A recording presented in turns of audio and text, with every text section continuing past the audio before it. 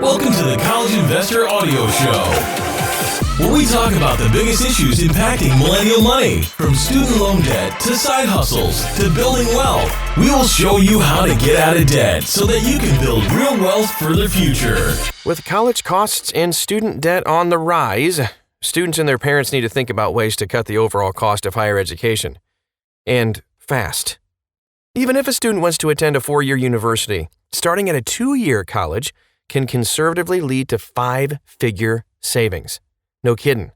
So students who decide against earning a bachelor's degree can gain a credential like an associate's degree while spending less time and money than they would in a traditional public university. But whether a student's goal is to start a career as soon as possible or to earn a bachelor's degree and beyond, community college can allow families to save money while the student gets ahead on their education. Attending a community college may be the most broadly accessible method to save money on college while still getting a head start on education. Thanks so much for being a part of the College Investor Audio Show. Let's get started with this thing. So first of all, a lot of people ask this question: will I even get a decent education at a community college? This is one common objection to attending a community college around the quality of the education. While most students who start at a community college want to transfer to a 4-year school following graduation, only about a third, like 31%, of community college students successfully transfer within 6 years of starting community college. While that's a small percentage, that doesn't indicate that community college is an inferior education. 4-year universities may boast about world-class facilities and faculty, but freshmen and sophomores at these schools are still focused on the basics. Community colleges have high-quality faculty who can prepare students for higher-level courses, and in many cases, students at community college will have more one-on-one attention with a qualified professor compared with university students attending stadium-style classes, which is primarily your freshman and sophomore years anyway.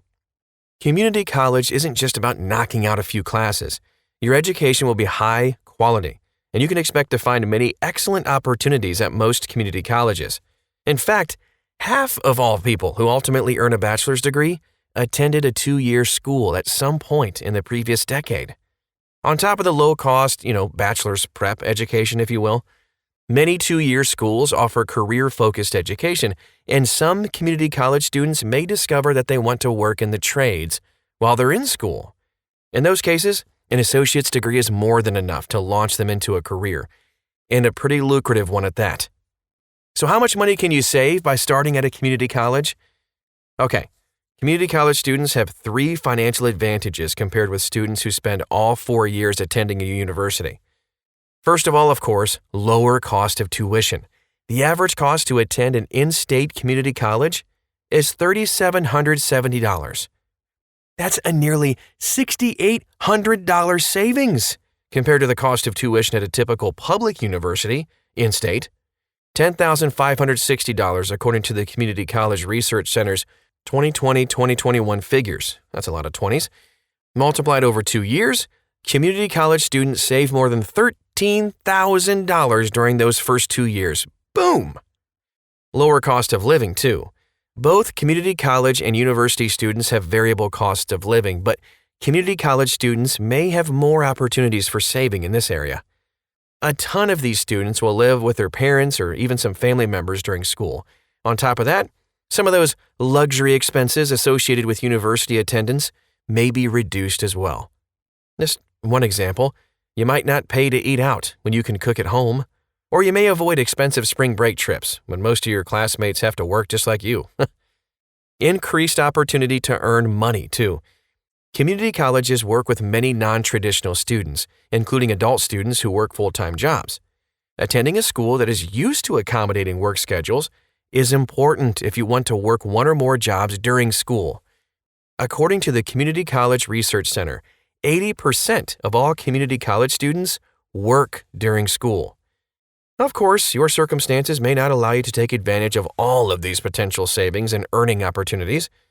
You might have to pay for most of your living expenses, or you might have commitments preventing you from working full-time. But even the lower cost of tuition will help most students save over $13,000 compared to university students. Students from lower-income families may be able to cover all their school expenses using a Pell Grant or even local scholarships.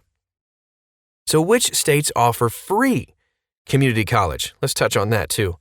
Not only are these colleges very affordable compared to the cost of a four-year school, but a lot of states are making community college even more accessible. Right now, 20 states have programs that offset tuition costs, and in many cases, these grants ensure that low-income students can receive free tuition at a community college, when combined with other forms of financial aid, of course. Most of these programs use the family income to determine eligibility. However, some have additional requirements, such as the location of the school you'll attend. You can see the 20 states and all of the different programs and everything. We have a ton of links for you at thecollegeinvestor.com. Please check that out. And another thing, community college as a high schooler. Yeah, high schoolers have traditionally been encouraged to take AP classes to get ahead while in high school. However, dual enrollment in a local community college may be better for helping students gain high school and college credits at the same time. Many states offer free post-secondary enrollment options, PSEO, or other dual enrollment options that allow high school upperclassmen to attend high school and college simultaneously. According to the Community College Research Center, as of the 2017 and 18 school year, 82% of public high schools had some students participating in dual enrollment programs. It's huge. If you're able to handle the academic rigors of a community college, this can be the best way to save money. You can transfer from a community college too. Let's talk about that. Now, of course, these students who want to earn a bachelor's degree need to plan ahead a little bit. Every school has different transfer eligibility criteria. Students need to work with their current school and their future school to maximize the likelihood that they receive course credit when they transfer. This can keep them from repeating coursework, nobody wants to do that, and extending their time in university, which, cha-ching, you're trying to avoid extra costs. Flagship universities.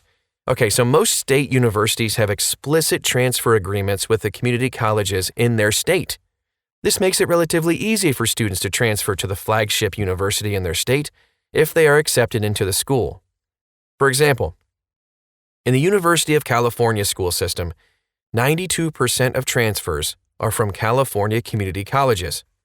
In the town that I live in, the community college and the state school are right next door, and they just built a bridge to connect them both over the road that divides them. It's so cool. I wish it was there when I went to college. Anyway, if you hope to transfer to a flagship school, be sure to look up the minimum transfer requirements during your first year in community college. You don't want to get caught without the minimum requirements. Additionally, most students should consider honors coursework and then taking up leadership roles on campus to boost their prospects of attendance. Elite flagship schools generally have difficult admittance criteria. Even potential transfer students need to consider the strength of their application during their years at a community college. Elite private schools. So, generally, they accept far fewer transfer students than public flagship schools. Like Princeton, Harvard, Stanford, for example, accept less than 1% of all transfer students. Yikes!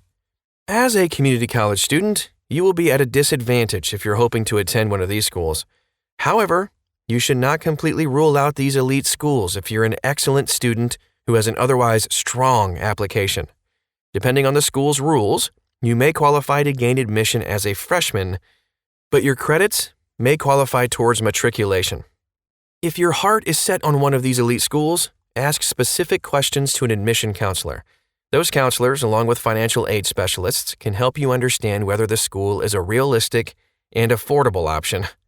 State colleges and universities. Just like flagship universities, most public colleges and universities have robust transfer programs. As a transfer student, you should be able to avoid retaking classes as long as you planned ahead during your community college years. Most community colleges have college prep degrees, so take advantage of those during your year or two at community colleges. Make sure to speak with your educational counselor to get their take on it as well. 3/4 of all community college students who transfer to a 4-year school transfer to a public state university. Schools specializing in transfer students. There are a lot of public four-year schools who specialize in returning adult students and community college transfers. For example, Western Governors University has a generous transfer policy, so most students don't have to retake classes following the transfer. Community college students who are working full-time should strongly consider public universities that are specifically geared towards transfer students. And here are some final takeaways from all of this. College costs are on the rise, no doubt. But community college allows many families to combat these high costs without taking on debt or even sacrificing educational quality. This is so important to make this point. Students who go on to earn a bachelor's degree won't have a watered-down degree by attending community college first. Those who decide to exit school with an associate's degree will both save money and have a credential to show for it.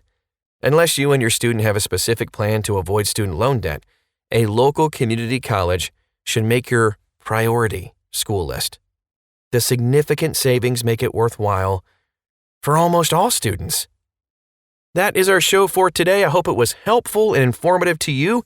If it was, you have some friends that could use this info, please pass this along. We would greatly appreciate it. Check out thecollegeinvestor.com to find out all the links to the different states and all the programs they offer.